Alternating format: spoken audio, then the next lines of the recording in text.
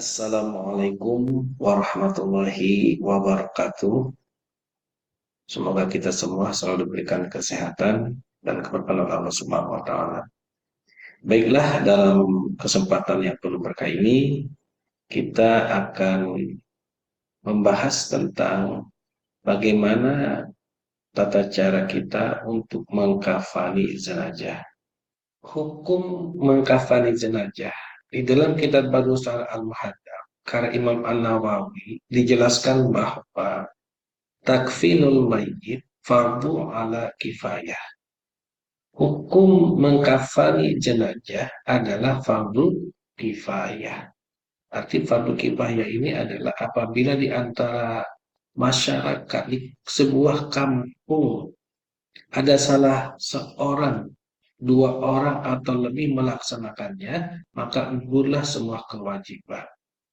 Di qaulihi sallallahu alaihi wasallam, hal ini didasarkan pada sabda Nabi Muhammad sallallahu alaihi wasallam, fil muhrimi alladhi khara min ba'irihi.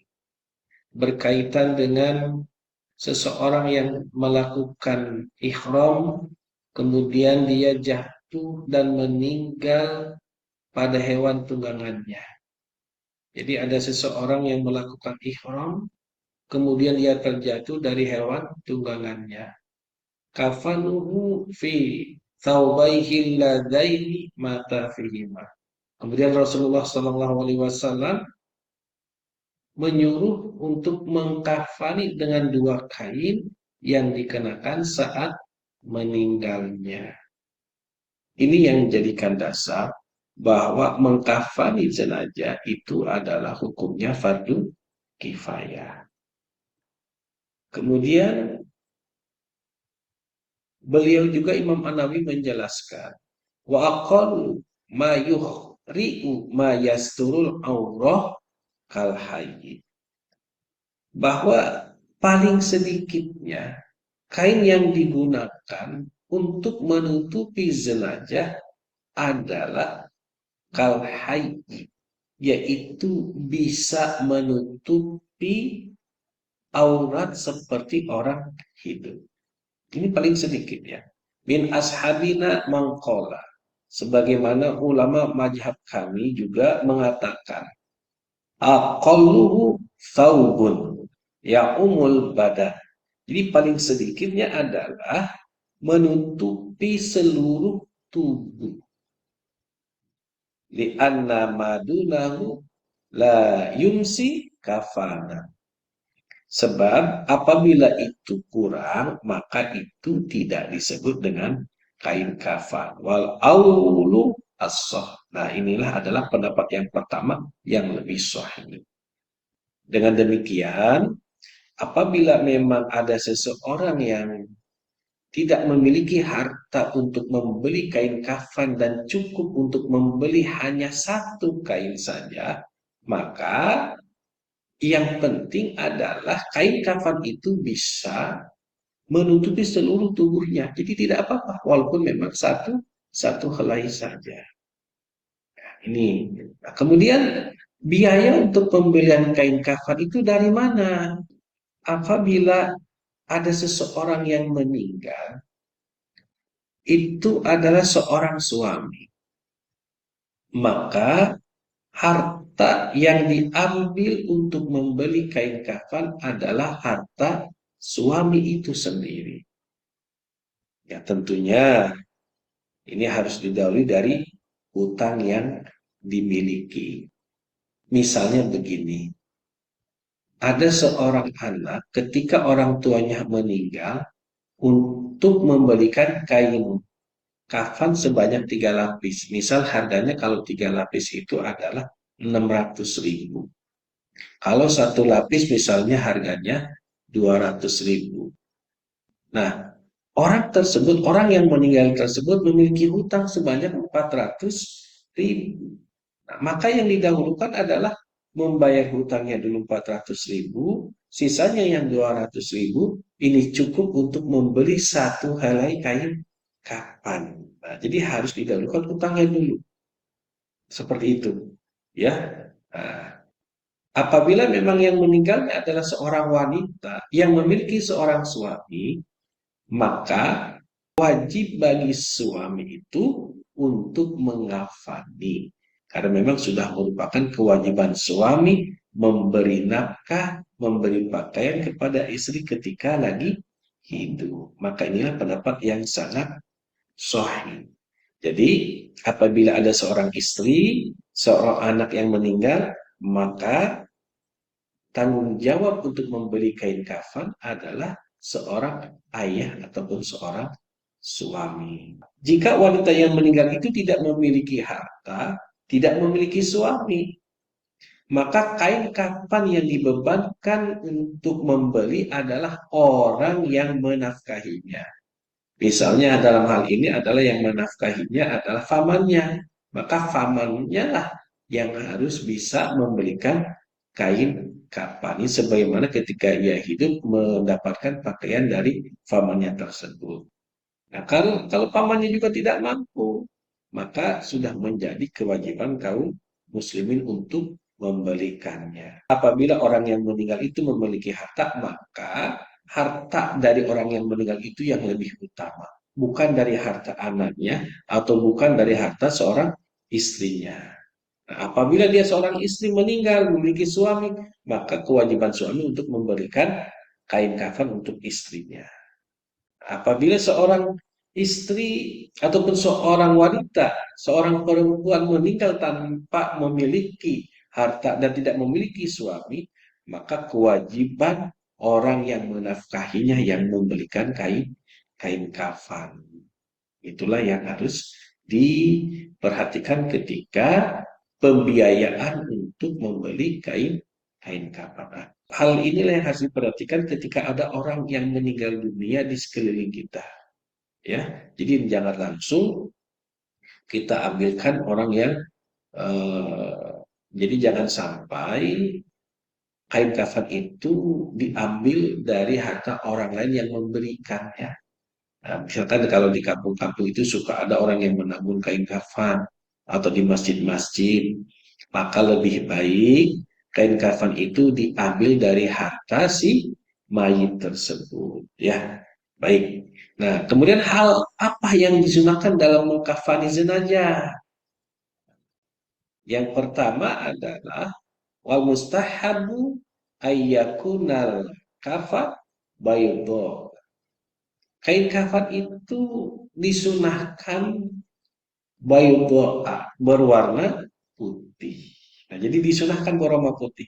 Kalau misalnya hitam, kalau memang tidak ada yang warna putih ya tidak apa-apa. Ya, kalau memang hanya ada warna hitam.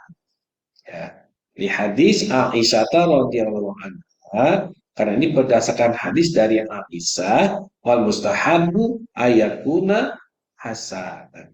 Jadi kita disunahkan uh, memberikan kain kafan itu kain kafan yang bagus, ya, memberikan kain kafan yang bagus. Lima rawa Jabir.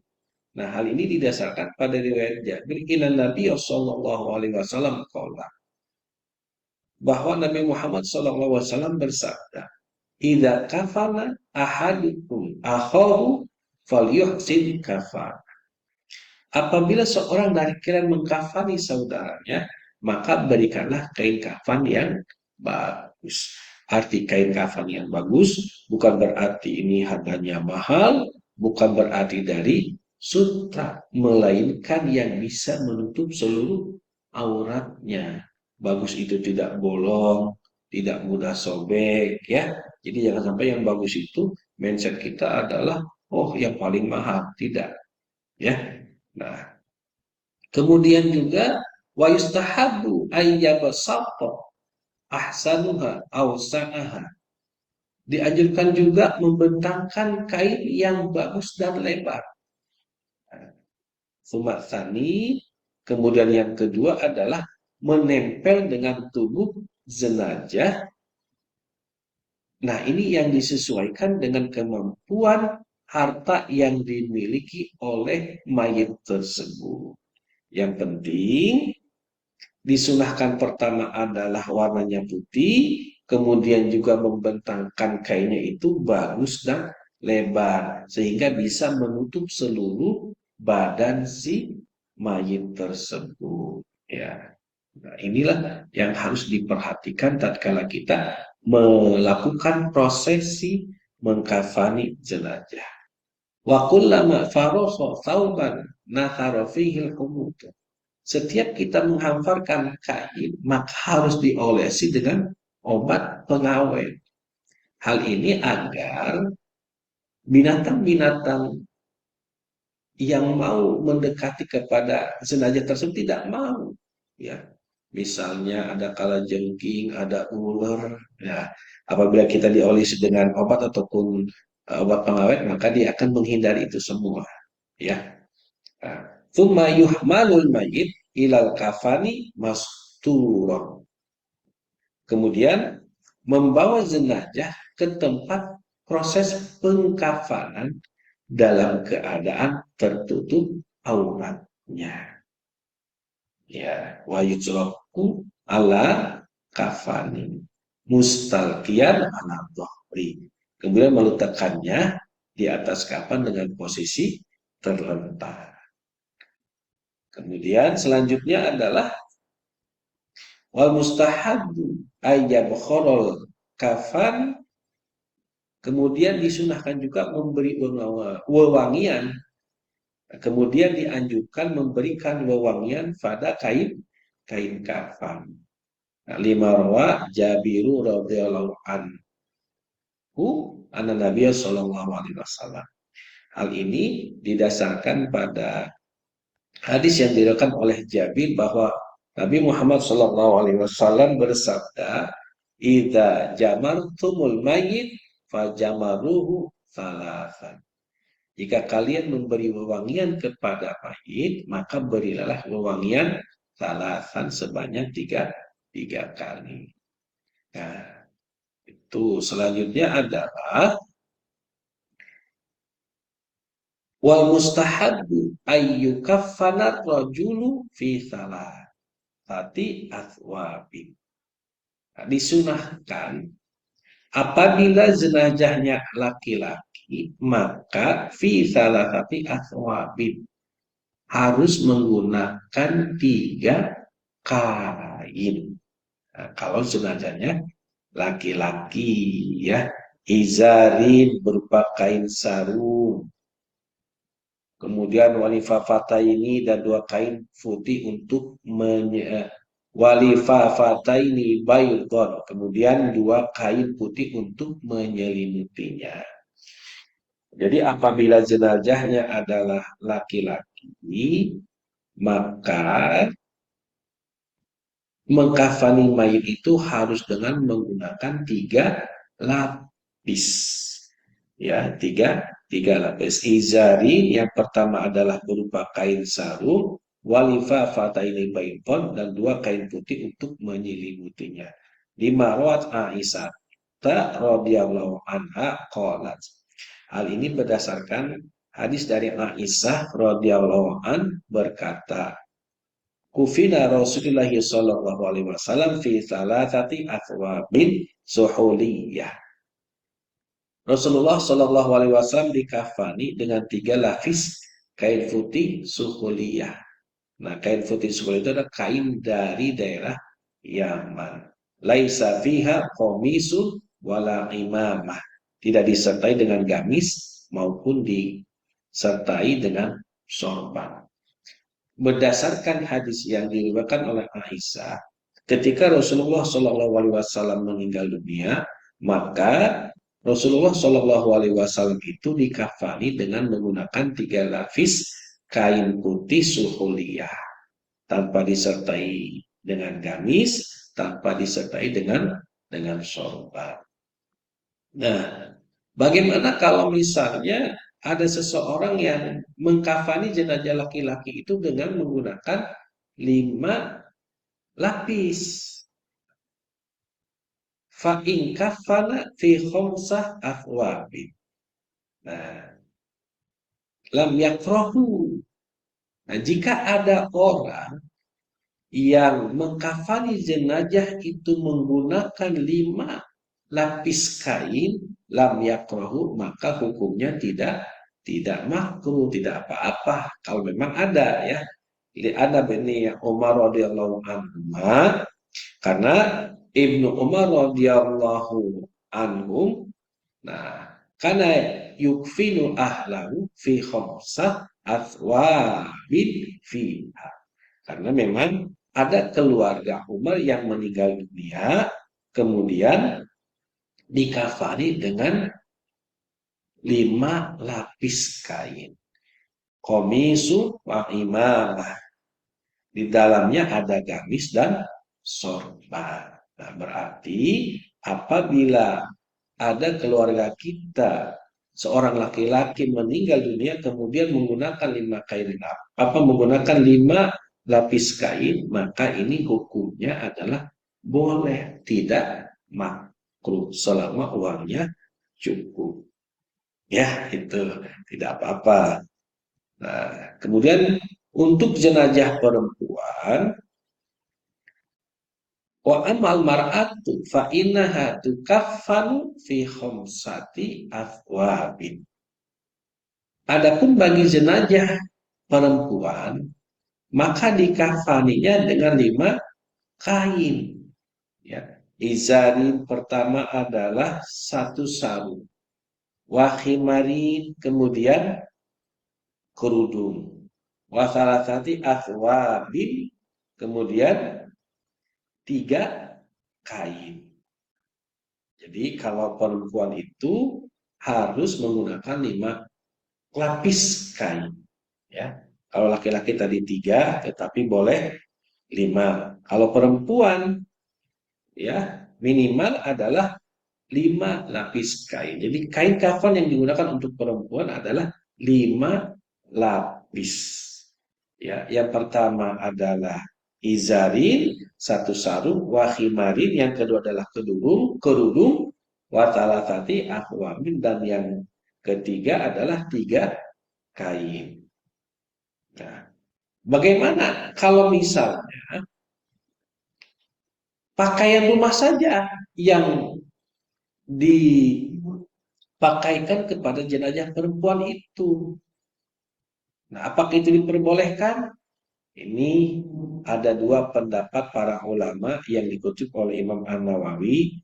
Yang pertama adalah bahwa salah satu dari pakaian wanita apabila digunakan untuk jenazah itu adalah diperbolehkan. Ya. Hal ini memang didasarkan pada riwayat bahwa Nabi Muhammad SAW, ya, nawala umma atiyah radhiyallahu anhuma fi kafani ibnatihi ummu kulthum azaron au dira'an wa khimaron wa thawbaini mula'an. Jadi ketika memberi Ummu Atiyah radhiyallahu anha ketika mengkafani anaknya, yaitu Ummu Kulsum berupa izar au dir'an. Jadi berupa sarung, ya. Azaron berupa sarung au dir'an. Nah, kemudian pakaian rumah wanita, wahimaron kemudian kerudung, wathaubaini mulaan, kemudian 2 kain mul'a, yaitu yang tidak saling merekat karena jahitan. Nah, ini pendapat yang pertama bahwa diperbolehkan. Nah, pendapat yang kedua adalah annahu la yakunu fiha dir'un li annal qamisa inama tahtaju ilaihil mar'atu litastarilu bihi fi tasarrufiha. Tidak dibutuhkan pakaian rumah wanita karena baju yang dipakai perempuan waktu hidup diperlukan untuk melakukan kegiatan-kegiatan ketika mereka hidup. Wal mayitu la yatasarrafu. Sedangkan ketika sudah meninggal tidak demikian, tidak digunakan untuk itu. Nah, ya. Kemudian ada sebuah larangan ketika kita mengkafani jenazah. Yang pertama adalah watakrahul mubolah fi, dimakruhkan berlebih-lebihan dalam menggunakan kain kafan. Hal ini berdasarkan riwayat Ali bin Abi Thalib ketika beliau berwasiat, janganlah kalian mengafaniku dengan kain yang sangat mahal, karena aku mendengar Rasulullah SAW bersabda, la taghalu fil kafani fa innahu yuslibu sari'an. Janganlah kalian berlebih-lebihan dalam mengkafani, karena kain kafan itu cepat usang. Maka dari itu, janganlah kita terlalu berlebih-lebihan ketika menggunakan kain kafan. Jadi secukupnya saja. Yang penting menutup aurat. Abu Bakar juga pernah berkata, cucilah bajuku ini dan tambahkanlah dengan 2 baju yang lain. Lalu kafanilah aku dengannya. Kemudian Aisyah berkata kepada Abu Bakar, sesungguhnya baju ini tidak baru.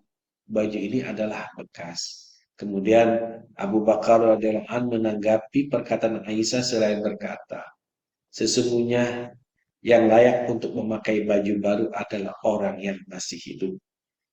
Sesungguhnya kain kafan hanyalah untuk cairan yang keluar dari tubuh jenazah. Inilah yang dikutip dari kitab Fikih Sunnah karya Sayyid Sabiq. Inilah yang kita tidak boleh melakukan berlebih-lebihan dalam mengkafani jenazah. Misalnya dengan sesuatu yang sangat mahal agar berbeda dengan masyarakat-masyarakat yang lainnya. Itu harus kita hindari. Ada beberapa hal yang harus diperhatikan ketika mengkafani jenazah. Yang pertama adalah idza mata muharramun lam yaqrabu thayyibah. Jika seseorang sedang muhrim, artinya sedang berihram, kemudian dia meninggal, lam yaqrabu thayyibah, maka tidak boleh menggunakan minyak wangi. Walam yalbas, kemudian tidak dikenakan pakaian yang berjahit. Walam yuhammad ra'suhu, dan tidak ditutupi kepalanya.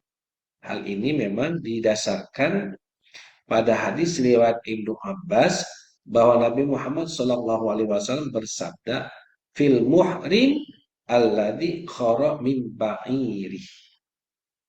Nah, jadi tentang muhrim yang terjatuh dari hewan tunggangannya. Jadi orang yang berikhram ketika itu ada yang jatuh dari hewan dari hewan tunggangannya. Iksilu bima'in wasidrin. Mandikanlah ia dengan air dan bidara. Wa kafinuhu fi thawbihi ladzaini mata fihima. Lalu kafanilah dengan 2 kain yang dikenakan saat meninggalnya. Wala tuqarribuhu tiban. Janganlah diberikan wewangian, fa innahu yub'atsu yaumal qiyamah mulabbiyan. Karena ia akan dibangkitkan pada hari kiamat dalam keadaan bertalbiyah. Nah, berdasarkan hal itu, maka bagi orang yang meninggal ketika saat ihram, maka dia tetap dimandikan sebagaimana orang yang meninggal saat tidak ihram. Kemudian dikafani dengan pakaian yang ia gunakan saat ihram. Nah, kemudian kepalanya tidak ditutupi dan tidak perlu diberi minyak wangi karena minyak wangi merupakan larangan yang digunakan saat berihram. Pada dasarnya nanti dia di yaumil qiyamah itu akan membaca kalimat talbiyah. Nah, berbeda dengan pengikut mazhab Hanafi dan Maliki, mereka berpendapat bahwa orang yang meninggal dunia pada saat ihram, maka ihram yang dilakukannya telah terputus. Dengan demikian, mereka dikafani sebagaimana layaknya orang yang meninggal bukan saat melakukan ihram. Berarti menurut Imam Hanafi dan Imam Malik boleh menggunakan minyak wangi dan dikafaninya juga sebagaimana orang yang meninggal ketika tidak saat ihram. Nah, inilah yang harus diperhatikan ketika orang yang meninggal saat ihram. Yang kedua adalah wa in matas mu'tadah an wafatin fafi. Jika seorang yang meninggal itu dalam masa iddah karena suaminya meninggal dunia. Jadi ada suaminya meninggal lebih dulu selang 21 bulan atau 2 bulan lalu istrinya meninggal. Nah, wajahani ini ada dua pendapat. Yang pertama adalah la tuqarrabu tiba, tidak boleh menggunakan wewangian. Di annaha matas wa tibu yahrumu alaiha. Karena memang ia meninggal pada waktu wewangian masih diharapkan atasnya. Jadi yang pertama tidak boleh memakai wewangian. Pendapat yang kedua, tuqarrabu tiba li'annahu khurima 'alaiha fil iddah. Tetap diberikan wewangian karena ia diharamkan memakainya pada masa iddah. Hatta la yad'uwa dzalika ila nikahih. Dengan sebab menghindari seseorang untuk menikahi. Wa qad zala hadzal makna bil maut. Nah, sedangkan ini adalah dalam kondisi meninggal dunia. Jadi terputus sudah gitu. Jadi yang kedua ini boleh menukar wewangian karena masa idah terputus dengan sebuah kematian. Wallahu a'lam. Semoga bermanfaat untuk kita semuanya. Kebenaran datangnya dari Allah Subhanahu wa taala, kesalahan dari saya pribadi. Wallahu muwaffiq ila aqwamit thoriq. Assalamualaikum warahmatullahi wabarakatuh.